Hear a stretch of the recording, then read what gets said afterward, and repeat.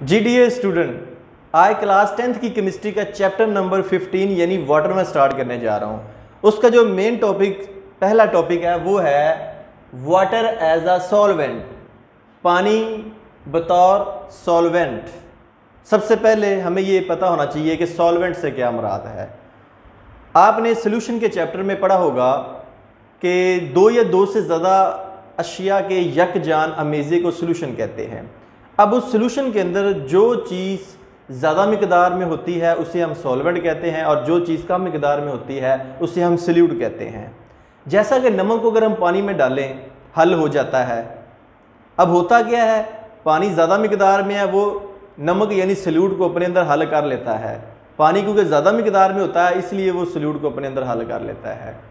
आज हम बात ये करने जा रहे हैं कि पानी को यूनिवर्सल सॉल्वेंट क्यों कहते हैं। पानी को यूनिवर्सल सॉल्वेंट इसलिए कहते हैं क्योंकि ये ज़्यादा से ज़्यादा सॉल्यूट्स को अपने अंदर हल करने की सलाहियत रखता है। अब वो कौन सी सलाहियत है जिसकी बुनियाद पर ये चीज़ों को यानी सॉल्यूट्स को अपने अंदर हल करता है। ये दो पॉइंट आज हम डिस्कस करने जा रहे हैं। नंबर एक तो वो वजह जिसकी वजह से इसे यूनिवर्सल सॉल्वेंट कहा जाता है वो है पोलर नेचर ऑफ वाटर, यानी कि पानी की पोलर नेचर, पानी के मॉलिक्यूल की पोलैरिटी की वजह से। नंबर दो है extensive hydrogen bonding, hydrogen bonding की गैर मामूली सलाहियत की बुनियाद पे। तो पहले हम बात करते हैं पानी की पोलर नेचर। अब पोलर नेचर से क्या मुराद है। पानी एक बेसिकली पोलर मॉलिक्यूल है जो दो हाइड्रोजन और एक ऑक्सीजन एटम पर मुश्तमिल है। अब अगर हम गौर से देखें तो पानी का जो फॉर्मूला है वो है H2O, जिससे जाहिर होता है कि इसमें दो एटम हाइड्रोजन के एक एटम ऑक्सीजन का है। अब अगर हम देखें तो इसमें ये दोनों हाइड्रोजन एटम किस तरह अटैच होते हैं ऑक्सीजन के साथ। तो ये इसका कुछ इस तरह स्ट्रक्चर आपको नज़र आएगा। ये फॉर्म आपने देखी होगी वाटर के जो मॉलिक्यूल की, कि ये वाली ऑक्सीजन का एटम है, ये दोनों हाइड्रोजन एटम लगे हुए हैं। अब होता यूँ है कुछ, क्योंकि ऑक्सीजन इलेक्ट्रोनेगेटिव एलिमेंट है और दोनों हाइड्रोजन इलेक्ट्रोपॉजिटिव है। इलेक्ट्रोनेगेटिव का मतलब एक ऐसा एटम जो इलेक्ट्रॉन को अपनी तरफ अट्रैक्ट करने की कशिश करने की सलाहियत रखता हो उसे हम इलेक्ट्रोनेगेटिव एलिमेंट कहते हैं, और जो इलेक्ट्रॉन देने की सलाहियत रखता हो उन्हें हम इलेक्ट्रोपॉजिटिव एलिमेंट कहते हैं। तो इनमें इलेक्ट्रोनेगेटिविटी के फ़र्क की वजह से ऑक्सीजन का एटम इलेक्ट्रॉन को अपनी तरफ अट्रैक्ट करता है, जिसकी वजह से ऑक्सीजन के ऊपर पार्शियल नेगेटिव चार्ज आ जाता है और हाइड्रोजन के ऊपर पार्शियल पॉजिटिव चार्ज आ जाता है। इस तरीके से पानी का मॉलिक्यूल जो है वो पोलर बन जाता है और वो दूसरी अशिया को अपने अंदर हल करने की सलाहियत डेवलप कर लेता है। अब मैं आपको एक छोटी सी एग्जांपल देता हूँ। सोडियम क्लोराइड है NaCl, इसको जब हम पानी में हल करते हैं तो ये हल हो जाता है। हल होने के बाद आप देखते हैं इसके जो दो एंड है, अगर इसको मैं कुछ शक्ल की मदद से इस तरह ज़ाहिर करूं कि ये एक पोलर मॉलिक्यूल है NaCl, इसका पहला हिस्सा पॉजिटिव Na है और दूसरा क्लोराइड नेगेटिव है। इसको मैं कुछ इस तरह रिप्रेजेंट करता हूं।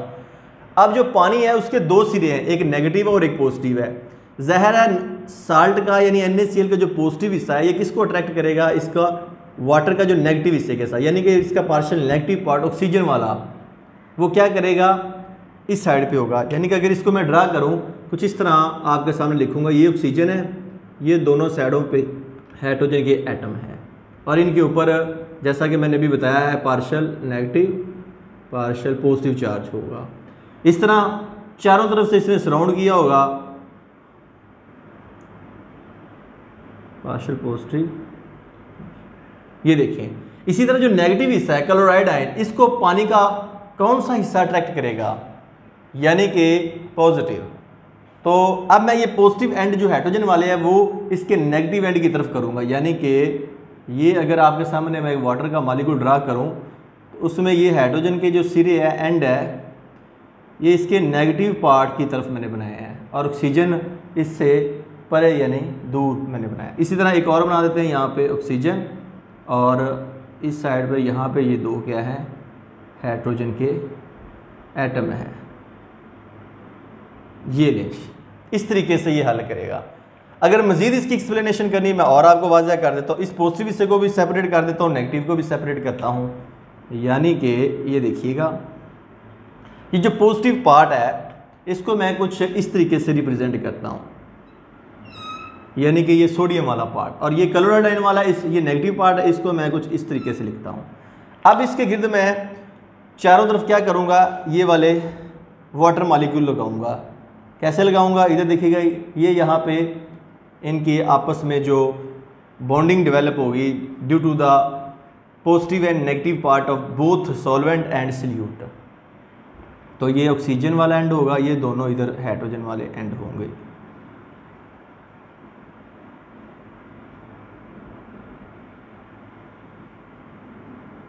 ये देखिएगा। और अब हर एक के ऊपर अब क्या यहाँ पे शो करेंगे इनके पार्शियल चार्जेस, ये पार्शियल पॉजिटिव नेगेटिव पॉजिटिव।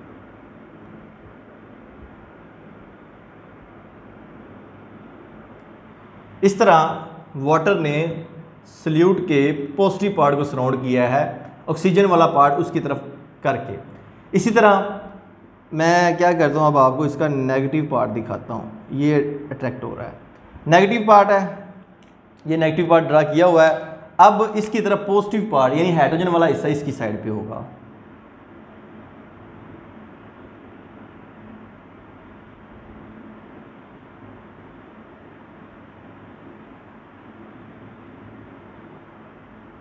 ये यहाँ पे पार्शियल नेगेटिव पॉजिटिव पॉजिटिव,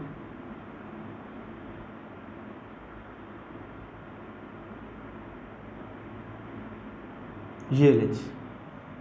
इस तरीके से सॉल्वेंट ने सल्यूट को अपने अंदर हल कर लिया है। दूसरी जानिब बहुत से आपने देखे होंगे कोवलेंट कंपाउंड्स भी होते हैं, जैसा कि बेंजीन है, ईथर है, ऑक्टेन वगैरह वगैरह, जिनमें पोलर साइड या पोलर बॉन्ड्स नहीं होते, तो इन्हें पानी के मॉलिक्यूल कशिश नहीं करते, इसलिए नॉन पोलर कंपाउंड पानी में सोल्यूबल नहीं होते, यानी हल पजीर नहीं होते। अब हम बात करते हैं कि हाइड्रोजन बॉन्डिंग की गैर मामूली सलाहियत, कि हाइड्रोजन बॉन्डिंग की वजह से भी पानी जो होता है वो सल्यूट को अपने अंदर हल कर लेता है। अगर हम देखें कि पानी का जो एक मॉलिक्यूल होता है, अभी हमने बात की है कि उसके साथ एक ऑक्सीजन एटम के साथ 2 हाइड्रोजन एटम लगे होते हैं, और क्योंकि ये छठे ग्रुप का ऑक्सीजन एटम, तो अगर गौर से देखें तो इसके आखिरी शेल में 6 इलेक्ट्रॉन है, 1 2 3 4 5 6। अब जो 2 इलेक्ट्रॉन है वो तो बॉन्डिंग में हिस्सा ले लेते हैं हाइड्रोजन के साथ, 2 इसके ऊपर लॉन पेयर की शक्ल में मौजूद होते हैं। ये वाले, ये दोनों हैं लॉन पेयर, यानी किसी को भी ये डोनेट कर सकता है।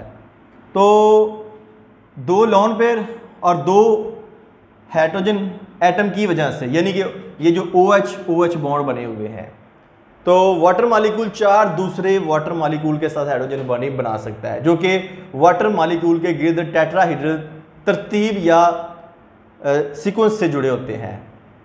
पानी का ये जो बर्ताव है या बिहेवियर है, इसे बहुत से हाइड्रोक्सल यानी OH रखने वाले पोलर नॉन आयनिक कंपाउंड, जैसा कि अल्कोहल है,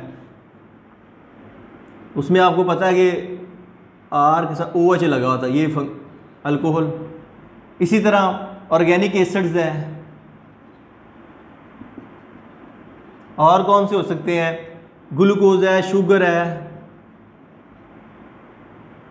ग्लूकोज शुगर की एक टाइप है, कोई भी दूसरी जो इसके अलावा शुगर है के साथ, इन तमाम के साथ हाइड्रोजन बॉन्डिंग बनाकर इन्हें अपने अंदर हल करने के काबिल बनाता है। तो ये हाइड्रोजन बॉन्डिंग ही की बदौलत दूसरी अशिया को भी अपने अंदर हल करने की सलाहियत रखता है। और अगर इसमें पोलर नेचर या हाइड्रोजन बॉन्डिंग ना हो तो पानी दूसरी अशिया को अपने अंदर हल नहीं करेगा। तो ये आज का हमारा टॉपिक था कि वाटर एज आ सॉल्वेंट। मैं उम्मीद करूँगा कि आपको आज के इस लेक्चर की समझ आ चुकी होगी। अगर ये लेक्चर आपको पसंद आया है तो इसे लाइक कीजिएगा, अपने दोस्तों के साथ शेयर कीजिएगा, नीचे कमेंट्स में अपने ख्यालात का इजहार कीजिएगा, अपना फीडबैक दीजिएगा। और अगर आपको वीडियोस आपका वसूल नहीं हो रही और आप चाहते हैं कि डेली का ये जो सीक्वेंस चली हुई है लेक्चर्स का सिलसिला, ये डेली बेस पे आपको मिले, तो आपके राइट साइड पे एक बटन सब्सक्राइब का है, इसे सब्सक्राइब कीजिए, साथ बेल आइकन को दबाइए ताकि डेली बेस पे जो लेक्चर मैं अपलोड करूं आपको उसका नोटिफिकेशन मिल जाए। तो बहुत ज़्यादा शुक्रिया अदा करूंगा आप सब बच्चों का, दोस्तों का, कुलीग्स का जो इन वीडियोस को देखते हैं, लाइक करते हैं, शेयर करते हैं और अपने पॉजिटिव ख्यालात का इजहार करते हैं। तो नेक्स्ट वीडियो तक आपसे इजाज़त चाहूँगा। अल्लाह हाफिज़।